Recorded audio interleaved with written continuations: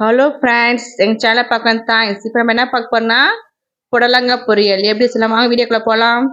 தேவையான பொருட்கள்: புடலங்காய், ஊற வச்ச கடலைப்பருப்பு, புடலங்காய் நறுக்கி வச்சுக்கோங்க, நல்லா கழுவிட்டு, தேங்காய், வெங்காயம் நறுக்கி வச்சுக்கோங்க, நல்லா கருவேப்பிலை.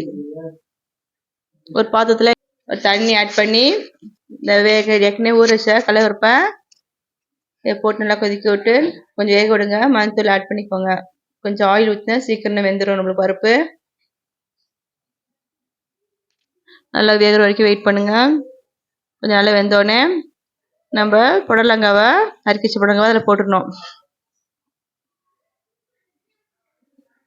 இந்த பழம் ஊறினால கொஞ்சம் சீக்கிரம் நம்மளுக்கு வெந்துடும். இந்த பருப்பு சாப்பிட்றதுக்கு ரொம்ப நல்லாயிருக்கும். நல்லா கூட போட்டுக்கோங்க கடலைப்பருப்பு. நல்லா வெந்து வந்திருக்கு புடலங்காய். பார்த்ததுல ட்ரான்ஸ்ஃபர் பண்ணிட்டு திரும்பி எண்ணெய் ஊற்றிக்கோங்க. அதெல்லாம் கடுந்தொருப்பு,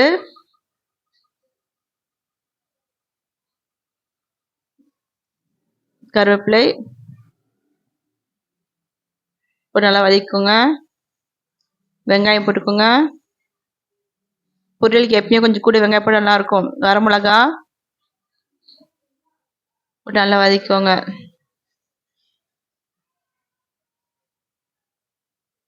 தேவையான உப்பு போட்டுக்கோங்க. பருப்பு வேகும் போது எப்பயும் உப்பு போடாதீங்க, சீக்கிரம் வேகாத பருப்பு. அதனால் பருப்புலாம் வெந்ததுக்கப்புறம் தான் நம்ம உப்பு ஆட் பண்ணணும். காய் வெந்ததுக்கப்புறமும் உப்பு ஆட் பண்ணிக்கோங்க. அப்போ நம்ம எடுத்து வச்சிருந்த அந்த புடலங்காவையும் கலப்பு வேக வச்சோம்ல, அது இந்த இதில் போட்டு மிக்ஸ் பண்ணுங்கள். எல்லா சைடும் ஈவனாக ஸ்ப்ரெட் ஆகட்டும்.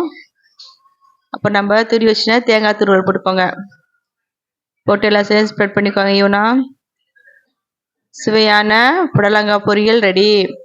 இது புளிக்குழம்புக்கு ரொம்ப நல்லாயிருக்கும், ரசம் சாதத்துக்கும் ரொம்ப நல்லாயிருக்கும். பிடிச்சதை லைக் பண்ணுங்கள், ஷேர் பண்ணுங்கள், கமெண்ட் பண்ணுங்கள், மறக்காமல் சப்ஸ்கிரைப் பண்ணுங்கள். தேங்க்ஸ் ஃபார் வாட்சிங்.